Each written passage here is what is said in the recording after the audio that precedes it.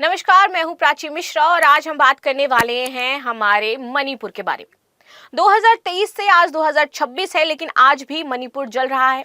खबर आ रही है मणिपुर से कि दोबारा से वहां पर पहले जैसे संघर्ष की स्थिति उत्पन्न हो गई है और उसका कारण ये है कि सुरक्षा बलों की एक जो गाड़ी है स्थानीय स्कूटर से टकरा जाती है। इसके बाद वहां की जनता उग्र हो जाती है। न चाहते हुए भी सुरक्षा बलों को उन 5 लोगों को गिरफ्तार करना पड़ता है। लेकिन अगर हम बात करें कि ये सिचुएशन बार बार क्यों उत्पन्न हो रही है, एक तरफ हमारी सरकार एनर्जी क्राइसिस से जूझ रही है, दूसरी तरफ आप देखोगे कि मणिपुर का मुद्दा आज तक सॉल्व नहीं हो पाया है। समझते हैं 2023 से ये पूरी सिचुएशन की क्या हुई और क्यों आज भी ये हम शांत नहीं कर पा रहे हैं। आपको याद होगा कि मैतेई ने डिमांड करी थी कि उनको एसटी स्टेटस दिया जाए। इसको कंसीडर करते हुए आप देखेंगे कि मणिपुर हाई कोर्ट डायरेक्ट करता है state to consider inclusion of the Meitei community in the scheduled tribal list. इसके बाद इसका अपोज किया जाता है और यहां से शुरू होता है असली संघर्ष। चूरन चांदपुर में आगजनी होती है, बलात्कार किया जाता है, महिलाओं के साथ नग्न अवस्था में घुमाया जाता है और ये पूरी सिचुएशन पूरे भारत को शर्मसार कर देती है।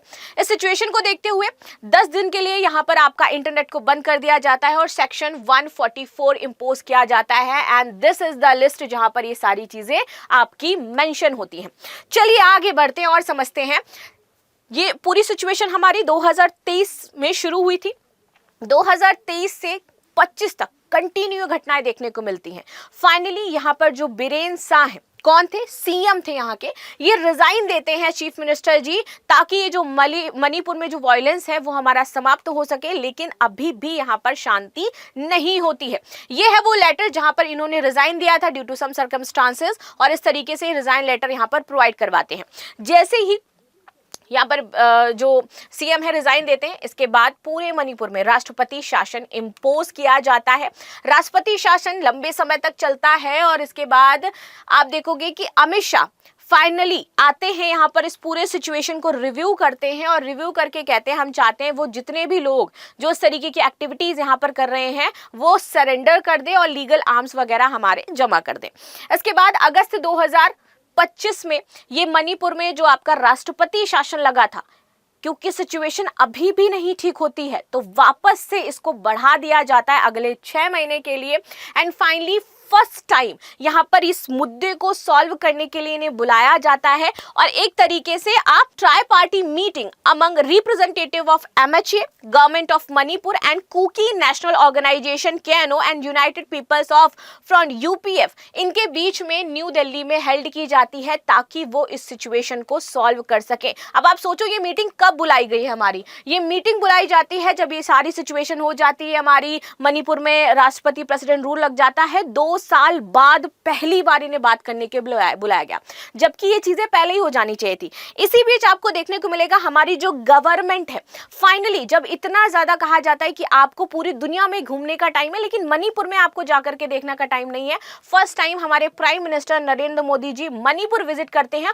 और एक तरीके से आप देखोगे कि बेस क्रिएट किया जाता है कि यार मणिपुर में तो सब शांति है, मणिपुर में लोग भाईचारे के साथ रह रहे हैं, कहीं कोई दिक्कत नहीं है और धीरे धीरे मणिपुर में शांति स्टैब्लिश करने की कोशिश की जाती है। फाइनली लगता है कि भाई शायद 2025 में अब मणिपुर शांत हो जाएगा, ये जो आग भड़की थी ये खत्म हो जाएगी और दोनों गुट शांति से रहेंगे। इसका एक और एग्जांपल था कि Kuki Zo insurgent group raise demand for UT with legislature, MHA says not possible. Kuki ने बोला कि हमें क्या चाहिए, यहाँ पर यूटी चाहिए, वो भी विद लेजिस्लेचर चाहिए, तब हमारी डिमांड पूरी होगी। लेकिन जो हमारी एमएचए है वो मना कर देती कि नहीं भैया हम आपकी ये तो डिमांड पूरी नहीं कर सकते हैं। जैसे ही ये बात आती है दोबारा से फिर से यहाँ पर प्रोटेस्ट शुरू हो जाता है। MHA Kuki Zo groups Manipur government held second round of talk और वापस से सेकेंड राउंड ऑफ टॉक बुलाया जाता है इनका कि बातचीत करके इस मुद्दे को हम सॉल्व करेंगे। नाउ फाइनली ये ज्वाइन भी करते हैं, अग्री भी होते हैं कि हाँ हम आते हैं और आपसे बातचीत करेंगे और इन सारी चीज़ों को कंसीडर किया जाएगा जो आपकी यहाँ पर थॉट्स हो जाते हैं। इसी बीच बीजेपी गवर्नमेंट जो है वो अपने एक चेहरे को यहाँ पर उतारती हैं, जिनका नाम है योनम खेमचू। अब ये जो योनम खेमचा है ये ज्वाइन करते हैं BJP party as a leader, और इसके बाद सही समय देखते ही बीजेपी सरकार इनको यहाँ की नया सीएम नियुक्त कर देती है। जैसे ही ये नए सीएम बनते हैं, चूंकि ये बीजेपी के थे प्लस ये मैतेई समुदाय से आते थे, सबसे बड़ी बात ये थी, और कुकी को ये बर्दाश्त नहीं था कि भाई वो चाहते थे कि उनका लीडर यहाँ पर बने। यही तो मेन डिमांड थी ना कि भैया हम चाहते हैं कि हमारा जो रिप्रेजेंटेशन है वो यहाँ पर दिखाई दे। लेकिन अगेन दोबारा से गवर्नमेंट बनी, और दोबारा से वो किसकी बनी? मैतेई। अब देखो यहाँ पे दोबारा से जैसे ही ये सीएम बनते हैं, वापस से मणिपुर 2025 में धधकने लगता है। ये मणिपुर की सिचुएशन है। चूरन चांदपुर रोड है जो पूरी तरीके से ब्लॉक कर दी जाती है। यहाँ पर कांगपोकपी और यहाँ पर तेनौपाल जिले में हजारों लोग यहाँ पर रैलियां निकालने लगते हैं, और पूरी तरीके से वापस से शटडाउन कर दिया जाता है रोड को, पूरी तरीके से वापस से इंटरनेट को बंद करना पड़ता है। अब ये जो 3 चेहरे आपको मेरे पीछे दिखाई दे रहे होंगे, ये पता है कौन है? जो इस पार्टी में ज्वाइन होते हैं, इस कमेटी में ज्वाइन होते हैं, और ये तीनों ही कुकी समुदाय से आ रहे थे। अब जैसे ही तीनों ये कुकी समुदाय से जो आ रहे थे पार्टी ज्वाइन करते हैं, तो कुकी इनके खिलाफ भी चले जाते हैं कि आपने तो हमारे साथ धोखा किया है, आप मैतेई की गवर्नमेंट में जाकर के मिल गए, और इस वजह से इनका भी विद्रोह शुरू हो जाता है, और इनसे कहते हैं कि आप सभी लोगों को अभी से अभी त्यागपत्र देना पड़ेगा। जबकि इनका कहना था कि अगर हमें गवर्नमेंट से बात मनवानी है तो हमें गवर्नमेंट के अंदर घुसना पड़ेगा भाई, तभी तो हम उनको बता सकते हैं कि हमारी क्या दिक्कतें हैं। और फाइनली इन तीनों को लेकर के भी प्रोटेस्ट और भी ज्यादा मणिपुर में बढ़ जाता है। अब धीरे धीरे करके ये पूरा जो माहौल है वापस से 2023 की सिचुएशन क्रिएट कर देता है। यानी कि आप देखोगे हर साल दर साल यहाँ पर दिक्कतें बढ़ती जा रही है, लेकिन सोल्यूशन आज भी हमारे पास नहीं है। अब ये जो पूरी सारी चीजें हुई, इसमें नुकसान कितना हुआ है हमारा अगर बात करें तो आप देखोगे 250 से ज्यादा मौतें देखने को मिलती है। इस बीच कई महिलाओं का रेप किया गया। ऐसी ऐसी घटनाएं आई जहां पर महिला को नग्न करके, रेप करके, कील से ठोक करके दीवार में लगा दिया गया। And this is the situation of Kuki Meitei. ये जो झड़प हुई, राइट, 1500 लोग घायल हुए, 70,000 लोगों को विस्थापित होकर के जाना पड़ा। यहाँ पर 10 महीने तक इंटरनेट बंद रहता है, और ये वो एरिया थे जो सबसे ज्यादा इस प्रोटेस्ट से प्रभावित रहे। विष्णुपुर, काकचीन, तेनाकपुल, धौवा, कामजोग। ना अब हम बात क्यों कर रहे हैं वापस से इसके बारे में? क्योंकि फिर 2-3 दिन से माहौल गरमाया हुआ है। एक तो हमने आपको बता दिया किस वजह से, कि भाई वो दोबारा से सिचुएशन वैसे हुई क्योंकि भिड़त हो गई, तो फिर 5 लोगों को गिरफ्तार करना पड़ा। और 3 दिन पहले वापस से न्यूज आई थी कि सीबीआई ने यहाँ पर जो आरोपी था, आपको याद होगा, जिसने महिला के साथ रेप किया था और नग्न घुमाया था, उसको लेकर के पूरा मणिपुर प्रोटेस्ट के लिए आ गया था, तो उसको हमारे सितंबर 2025 में जो गुवाहाटी हाई कोर्ट है उसने बेल दे दी थी। जैसे ही बेल देते हैं, भाई इतना बड़ा क्रिमिनल जिसने इस तरीके की घटना की है उसे कैसे बेल दी जा सकती है? तो जैसे ही बेल दी जाती है तो यहाँ पर इस हिंसा के मामले में एक महत्वपूर्ण कदम सुप्रीम कोर्ट उठाता है, और वो ये कहता है कि नहीं भाई, इनको बेल नहीं दी जाएगी, और पूरा का पूरा मामला कहाँ जाता है? सीबीआई के पास चला जाता है। चलिए अब हम समझेंगे एक एक करके कि कारण क्या है, क्यों ये जो प्रोटेस्ट है वो नहीं रुक पा रहा है। एक एक पन्ना मैं आपके सामने खोल करके रखूंगी और आपको बताऊंगी कि क्या मुख्य कारण है और क्यों ये प्रोटेस्ट नहीं रुक रहा है।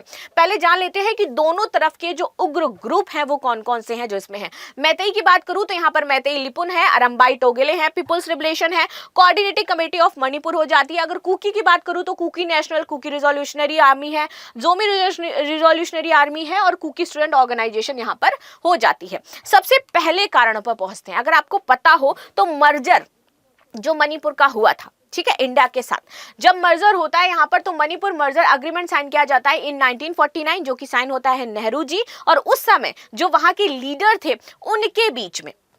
ठीक है, ये है वो डॉक्यूमेंट जिस पर मर्जर पर साइन किया गया था जिस समय। और इसी बीच एक और हमारा लैंड रिफॉर्म एक्ट आता है, the Manipur land revenue and the land reform act 1960। ये किस चीज के लिए आया था? ये आया था, इसकी धारा 158 कहती है कि अनुसूचित जनजातियों के संबंध में विशेष प्रावधान किए जाएंगे। क्या प्रावधान थे? तो आपको समझना होगा कि ये धारा आदिवासी और जो मूल निवासी वहां पर निवास कर रहे हैं, ठीक है, इनके हितों की रक्षा के लिए लाया गया था। कैसे हितों की रक्षा? कि भैया इसके तहत जो अनुसूचित जनजाति हैं उनकी जो भूमि है वो गैर जनजातीय लोगों को हस्तांतरित नहीं की जा सकती है, उनका इस पर अधिकार है। ऐसा नहीं कि भाई बाहरी लोग आकर के यहाँ पर बस जाए और उनको कोई भी जो एक तरीके से सुविधा है वो ना दी जाए। अब देखिए, विशेष रूप से ये प्रावधान ये सुनिश्चित करता था कि मणिपुर पहाड़ी क्षेत्र में स्थित भूमि को गैर जनजातीय व्यक्तियों द्वारा नहीं खरीदा जा सकता है। This is the very important. इससे पहले हम आगे बढ़े, आपको ये समझना होगा कि यहाँ पर पहाड़ी और जो हिली क्षेत्र है वो कितने हो जाते हैं।